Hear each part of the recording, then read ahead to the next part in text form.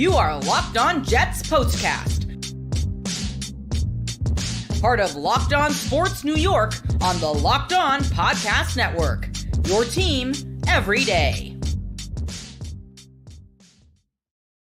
The New York Jets comeback falls short as they lose in London 23-17 to the Minnesota Vikings and fall to 2-3 on the season. Welcome in to this Locked On Jets postcast. I am your host, Chris Schubert, and for the second straight week, the ball was in the hands of Aaron Rodgers and the New York Jets offense with an opportunity to have a potential game-winning drive, and for the second straight week, they failed. LinkedIn Jobs helps you find the qualified candidates you want to talk to faster. Post your job for free at linkedin.com/LockedOnNFL. Terms and conditions apply. And that's where we start. A comeback that came up short. A team that struggled throughout a large portion of this game, found some level of consistency in the second half. A defensive performance that is similar to defensive performances we have seen in the past. But for the second straight week, the Aaron Rodgers-led New York Jets offense came up short in the final moments. And it wasn't for a lack of opportunity. Garrett Wilson ran a double move, was wide open. Aaron Rodgers just missed him. Mike Williams, one-on-one on the outside, never turned around to look for the ball. And the Jets had the Minnesota Vikings reeling in that fourth quarter after they made it 20-17. They hold them to a field goal, and then they are given an opportunity on that last drive of the game to go right down the field to take the lead potentially, at least tie the game, and then the extra point would have given them the lead. And they were moving, and it was a lot of Garrett Wilson, and it was a lot of Allen Lazard. If you look at the box score from this game, those guys combined for 32 targets. Garrett Wilson and Allen Lazard both getting the 2 touchdowns in this game. Rodgers 29-54, 244 yards, the 2 touchdowns, and unfortunately the 3 interceptions that are the thing that you look back on as the thing that doomed the Jets in this game is losing the turnover battle. Garrett Wilson had his breakout moment, 13 catches, 101 yards, the touchdown that brought it to a 3-point game, again on the 22 targets. It had been a point of emphasis the last couple of weeks as they had to find a way to get Garrett Wilson, to get number 5 involved, and it felt like an extreme point of emphasis in this game today to get him involved. And not only did they get him involved in a big way, right? You look at the target number and you say, wow, 22 targets. But he also did something with those targets. The 13 catches, the 101 yards, the 1 touchdown, again, to draw it to a 3-point lead at that point for the Vikings. He showed up. He delivered. Lazard, the 4 catches, the 34 yards, the 1 touchdown, the 10 targets. And 3 of those 6 targets that didn't go his way are really bad drops that I think this team is going to look back on. One earlier in the game on a comeback route that Lazard just dropped. The touchdown pass, which is a back shoulder throw. It's a tough catch, but the ball's right there. Lazard needs to make the catch. And then earlier in the drive where before the Jets turned the ball over, he threw a ball to Lazard on the sidelines, and Lazard just dropped it again on the sidelines, just trying to make a play. Just dropped it. And those 3 drops were crucial in this game, stopping this Jets offense in their tracks. Couldn't get anything going rushing the football, and we'll get into that when we talk about this team having another slow start. But for Aaron Rodgers and for the New York Jets, there has been so much made this year about what number 8 brings to the table and what number 8 provides to this team in terms of having an offense that is going to be a lot better than the 2023 offense, a lot better than the 2022 offense, a lot better than the 2021 offense. And for a lot of Jets fans, I think you felt the same way I did watching this game, that it felt very much like the games we have watched in years past. It looks like the game we watched last week, where it just feels like the defense showed up, the defense does its job, and the offense is the thing that is behind the 8 ball. The offense is the thing that is off schedule, is behind schedule, and it takes way too long to get into the flow of the game. And when you're playing a good team like the Minnesota Vikings, you have to be able to start a little bit faster. Again, we'll get into that over the course of the show, but getting back to Rodgers, he was brought here for moments like this drive today. And I know he was banged up. And I know he wasn't probably at 100%, was already coming into this game with his knee being a little banged up. He was a full participant the last 2 days at practice, but was still a little banged up, so much so that they activated a 3rd quarterback this week. And that showed you, I think, the concern level that they had, that he wasn't 100%, was going to be able to go and was going to give them a really good effort, but clearly wasn't necessarily fully 100%. Gets hurt during this game. Then after the roughing the kicker penalty, and by the way, Minnesota, I mean, it's littered in my notes here. Just open the door over and over and over again for the New York Jets to walk right through and earn their third victory of the season. And then they just couldn't take advantage of those opportunities. But you get the roughing the kicker penalty or roughing the punter penalty that extends your drive. Rodgers was about to go into the blue medical tent, sees that, grabs his helmet, goes on the field, and then leads the team right down there for a scoring drive. And then is given the opportunity with the ball down 6 points, a touchdown wins the game, just like last week, was given the ball after the Will Lutz missed field goal down 10-9. And for the second straight week, Aaron Rodgers and this Jets offense came up short. And that was supposed to be the strength of this team. The strength of this team was in those moments, you should feel extremely confident about your football team because Aaron Rodgers is leading the charge, because Aaron Rodgers is the guy who does these sorts of things. I shared a tweet with some buddies that I was texting during the game, and I'm trying to pull it up here in real time. The Jets were 0-96 the past 96 times they have trailed in a game by 17 or more points per ESPN research. This was on Twitter. Their last win was back in 2001. They're now 0-97 with the loss today. But when I saw that stat that they were 0-96, it felt like, okay, Rodgers, you've been brought here for this. You have been brought here to do things like this, things that this team hasn't been able to do in the past, for moments and opportunities and drives like there were in the fourth quarter. And if we were going to do the blame pie, I'm not going to put everything on Rodgers. I'm not going to put everything on the quarterback, but there was some misses out there. This offense as a whole shares a lot of the blame for the reason why the Jets lost this game and why they dropped to 2-3 on the season. The drops from Allen Lazard, the misfires by Rodgers. He missed Wilson a couple of times because he threw one behind Wilson. He threw that one on the double move, just threw it over Wilson. He was not sharp today. The 3 interceptions were not very good. The pick 6 was not very good. The second interception was a gross overthrow. You can't have that. Again, number 8 was brought here. Number 8 was supposed to instill something different about this offense. Not to say that they would be perfect, not to say that it would be completely, a top 5 offense and they would just run circles around everybody. That's not what this was supposed to be. But with this group, with this quarterback, they were supposed to be competent. They were supposed to be able to thrive in moments like this. And so far, through 5 games, and specifically in today's game, it just feels like they are off in a big way. And with 5 games gone and only 12 to go, they don't have a lot of time to figure it out. And they got a pretty important game coming up next week against the Buffalo Bills. So another comeback opportunity, another game-winning drive opportunity comes up short for the New York Jets, but it was the slow start that put them in that position to where they needed another comeback. We will get into that here on the other side. When you're hiring for your small business, you want to find quality professionals that are right for the role. That's why you have to check out LinkedIn Jobs. LinkedIn Jobs has the tools to help find the right professionals for your team faster and for free. LinkedIn isn't just a job board. LinkedIn helps you hire professionals you can't find anywhere else, even those who aren't actively searching for a new job, but might be open to the perfect role. In a given month, over 70% of LinkedIn users don't visit other leading job sites. So if you're not looking on LinkedIn, you're looking in the wrong place. On LinkedIn, 86% of small businesses get a qualified candidate within 24 hours. Hire professionals like a professional on LinkedIn. LinkedIn is constantly finding ways to make the process easier. They even just launched a feature that helps you write job descriptions, making the process even easier and quicker. 2.5 million small businesses use LinkedIn for hiring. Post your job for free at linkedin.com/lockedonnfl. That's linkedin.com/lockedonnfl to post your job for free. Terms and conditions apply.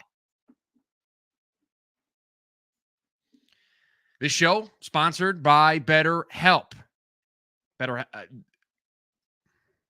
Halloween lets us have fun with what scares us, but what about those fears that don't involve zombies and ghosts? Therapy is a great tool for facing your fears and finding ways to overcome them, because sometimes the scariest thing is not facing our fears in the first place and holding ourselves back. If you're thinking of starting therapy, give BetterHelp a try. It's entirely online, designed to be convenient, flexible, and suited to your schedule. All you got to do is fill out a brief questionnaire to get matched with a licensed therapist, and you can switch therapists anytime for no additional charge. Overcome your fears with BetterHelp. Visit BetterHelp.com/lockedon today to get 10% off your first month. That's BetterHelp, HELP.com/lockedon. Another week, another slow start for the New York Jets. They had a slow start against the San Francisco 49ers in the first week of the season. They had a slow start in week 2 against the Tennessee Titans. They were able to get out of that second week with a victory. A slow start, a slow game entirely against the Denver Broncos. But today, against the Minnesota Vikings in London, it was another slow start. It was another game where the offense couldn't get anything going. It was a performance where they looked up and they were immediately down 17-0, and it just felt like they were not going to find any level of forward momentum to give them a chance in this game, because the defense did their job. The defense did their part. The defense only allowed 10 points in the first half. The reason why the Vikings had a 17-0 lead was Rodgers threw a pick 6 to make it 10-0, and then the Vikings were able to score in the second quarter to make it 17-0. But you had a Jets defense that was doing what it normally does, doing what it has done in the past, and that is bend but don't break. Keep the team in the game. Give the offense chance after chance after chance to keep the game close. I felt like I was watching. We did a whole thing on last week's Locked On Jets postcast, which if you're new here, if you're joining us for the first time, make sure you subscribe to the Locked On Sports New York YouTube channel. We go live after each and every Jets game throughout the course of the season to break these things down. I've also got you covered on the Mets side of things for their playoff run. Don't worry, we'll be back later on today to break down game 2 of the NLDS. But we talked last week. I had a whole, went on a whole journey together in a time machine. We went back because it felt like watching that Denver game. We were back in 2023 watching a New York Jets defense that was elite and a New York Jets offense that was struggling. Well, guess what? The first half of this game, I felt like I was doing the same thing. I felt like once again, I was watching a team that was back in 2022, back in 2023. I was supposed to have Aaron Rodgers as a quarterback. That stuff's not supposed to happen. Yet it has happened, and it's happened more often than not. And so you dig yourself these holes where, you get a touchdown before halftime, and you're able to make it 17-7. But you dig yourself these holes, and it amplifies the pressure even more. It now amplifies the pressure even more in the defense. They continue to have to hold. They continue to have to, make sure that they keep the game close and don't let things completely break open. And they did, but they, unfortunately, on the last drive of the game, they ultimately allow it to be a field goal for the Vikings to make it a 6-point game, forcing the Jets to score a touchdown. They gave up some big chunk plays there to open the door for that. But I'm not going to fault the defense for this game. I'm not going to fault the defense for holding Sam Darnold to 14 of 31 for 171 yards and 1 interception. I'm not going to fault a New York Jets defense that held the Minnesota rushing attack to 2.7 yards per game, that held Justin Jefferson without a touchdown, that Jordan Addison only had 3 catches. I'm not going to fault a defense. We want to talk about, Sauce Gardner gets hurt in this game, but the idea of not having him travel early, we can have that conversation, save that for another time. I don't think that's necessary here for the postcast. The defense did what they are supposed to do. Is it pretty at times? No.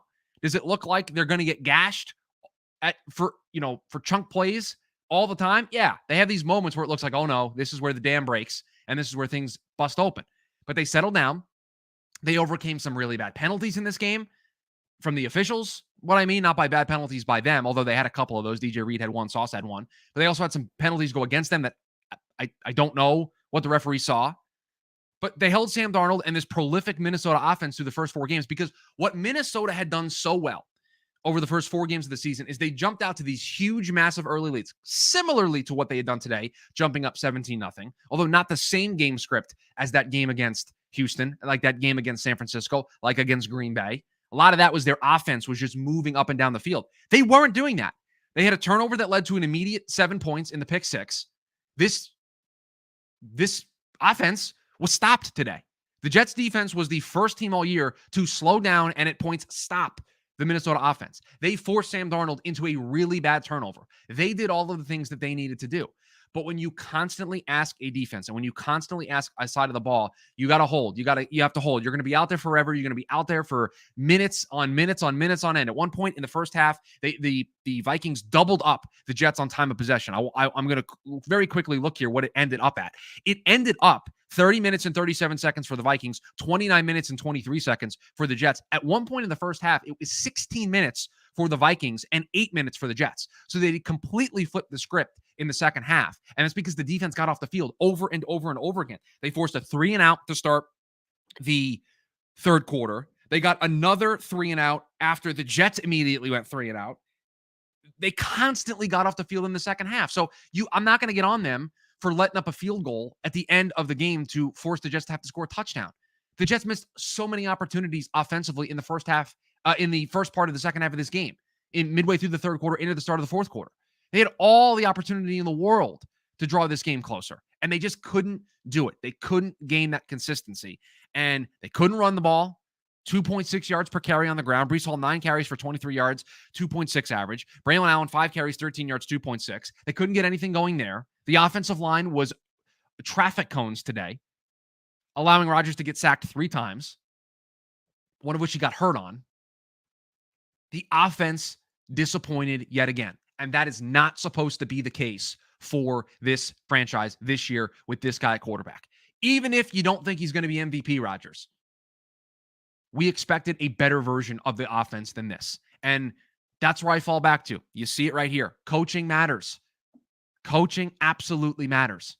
And the coaching of this team on offense is just downright abysmal at times. It is just awful. And insanity is doing the same thing over and over again and expecting different results. And so far, throughout 2024, the New York Jets are doing the same thing, following the same script that they've had the last couple of years under Robert Saleh. The defense does their job, they hold just enough, and it is a subpar, sometimes below par offensive effort. Aaron Rodgers threw the ball 54 times in this game and only had 244 yards. Drops, misfires, not getting guys open. It was bad across the board. Everything was difficult for this team today. Everything on offense was a challenge. Everything was difficult. Everything feels hard. We will get into more of that here on the other side.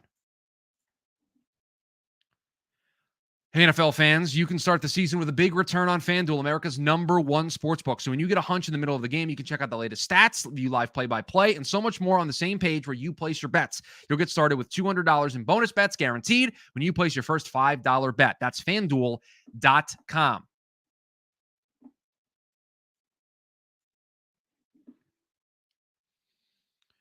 You're watching this game. You probably felt like this was like pulling teeth, like watching paint dry. It was slow. It was inconsistent. It was a bore. It was, you wanted to rip your hair out.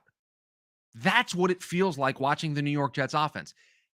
When it looks great, like it did on the drive to make it 20-17, you kind of throw your hands up and you go, where's that been the whole game? Aaron Rodgers been out there the whole time. Garrett Wilson's been out there the whole time. Lazard, Mike Williams. And I was going to come on here and complain about Mike Williams and his target share because he had 1 target through the first 3 quarters of this game.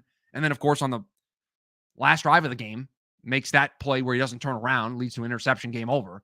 But when it looks good and it flows, you're like, yeah, that's what we signed up for.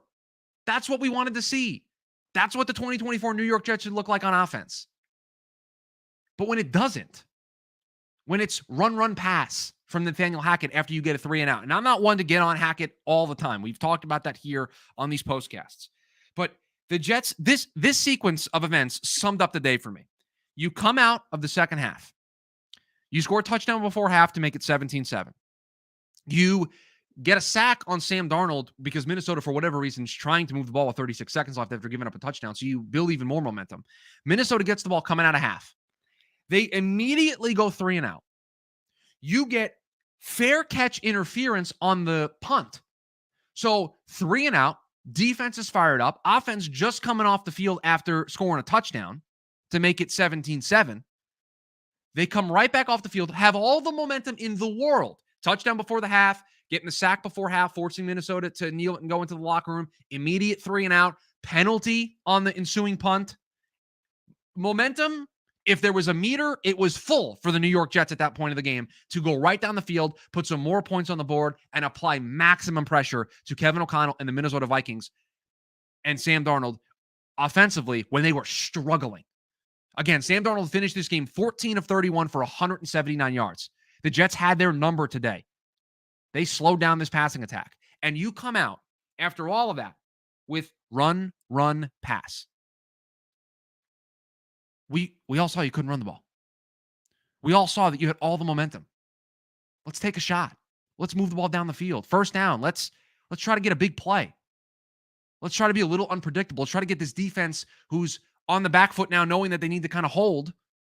Let's put some pressure on them. Instead, we run, and I'm going to check here. I don't exactly know how many yards it was, but let's just look. It was a 3-yard run on first down. Then it was a negative 5-yard run on second down. And then on third and 12, it's a check down to Tyler Conklin for 7 yards, and they have to punt. First and 10 at the Jets' 40-yard line after we just got off the field again, and we got a huge penalty that moved us basically to midfield. We don't take a shot on first down. And again, there are times where running the ball on first down makes a lot of sense. You're backed up at the goal line. Let's try to create some space. You immediately pick up first down. You want to get your offense in a little bit more rhythm, get the running game going. That's fine. But with all of the momentum that was in the direction of the New York Jets at that point, to come out with run, pass, and after you on first down, don't really get a lot. You get 3 yards. And again, that was probably one of the best rushes they had up until that point. And I know Brees broke one a little bit later, but you were not running the ball successfully. Why did you feel the need to absolutely get it going there? You finished the half with some really good passing. 10-yard pass to Garrett Wilson, then the touchdown pass to Lazard. They were throwing the ball well. That was where they were getting their chunk plays. And I just did not understand why they went run, pass. They gave the ball right back. Fortunately, the Jets defense holds again.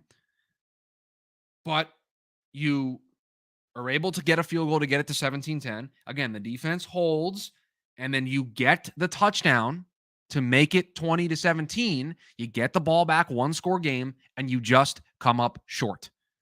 And when you're playing a team like the Minnesota Vikings, coaching is going to be the difference. And I thought the coaching on the offensive side of the ball was the difference in this game. That was the difference. The reason why the Jets lost today was a poor execution on offense for a group that is supposed to be really good. And the execution was across the board. Rodgers had a bad game. Lazard had some drops. The only person who I'm not going to blame for today's game is Garrett Wilson and the numbers that he put up. The offensive line was bad, struggling in the running game. John Simpson just was a traffic cone, just moved out of the way on a sack. They just struggled. And it's miscommunication. They cleaned up the pre-snap penalties. That was good. But did you notice Rodgers going to any hard snaps today? Any hard counts? I didn't hear one, not one during the game. Now, yes, it was a pro-Minnesota crowd there. It was Minnesota Vikings de facto home game, so I'm sure a lot of people traveled. But there was a good Jet contingent there. They didn't try to get him once. What does that tell you? It just feels like this team is off, and they are off because I don't think the coaching is drawing the best out of this group right now. And they've got to figure it out in a hurry because they got the Bills coming up on 2 more primetime games coming up. The Bills on Monday night, the Steelers on Sunday night. 2 good teams. 2 teams that if the Jets are going to play like this, it could be 2 more losses piling up very quickly. And I'm sure this week on the Locked On Jets podcast, Sean will have you covered with more Devontae Adams rumors and all of the big picture view from this. But today, as we sit here doing this post show, as the 1 o'clock slate is on the TV behind me, I've got Red Zone up behind me. As all these other teams are playing, the New York Jets are going to get back on a plane tonight to fly back. And they're going to have a lot to think about because for the second straight week, this is really what I want to leave you with. And I've said it a couple times, but I want this to be the last thought for everybody for today's postcast. For the second straight week, with how poorly the Jets offense has played, with how poorly they've played overall as a team. Last week, the penalties. This week, the offensive inconsistencies. The last 2 weeks, the New York Jets had the ball in Aaron Rodgers' hands with the chance to win the game. Before the season, if I would have told you that they were going to have that, you would have loved your chances. And for 2 straight weeks, the New York Jets and Aaron Rodgers have come up short in those moments. That is a concern. That is a problem. Aaron Rodgers is brought here to win games like this, where the defense plays well, the offense doesn't really do all the things they're supposed to, but they have a shot late. And you leave Aaron Rodgers the little door. You leave the door open just a little bit. Aaron Rodgers is supposed to be the guy that walks through that door. And for the second straight week, they didn't get it done. That's how we're going to leave you here on the Locked On Jets postcast. Make sure you are subscribed to the YouTube channel. You turn on that notification bell so that you are notified when we go live. If you're listening to us here in the podcast feed, come join us after each and every Jets game here on the Locked On Jets postcast on the Locked On Sports New York YouTube channel. Again, subscribe, turn on that notification bell so that you are notified when we go live. That is going to do it for us, as the New York Jets have a lot to think about before they head on over for a game against Buffalo on Monday night. The Jets fall to the Minnesota Vikings 23-17. Another game-winning drive potential flushed down the drain by the New York Jets as they fall to 2-3. But that's going to do it for us here on the Locked On Jets postcast. See you, everybody.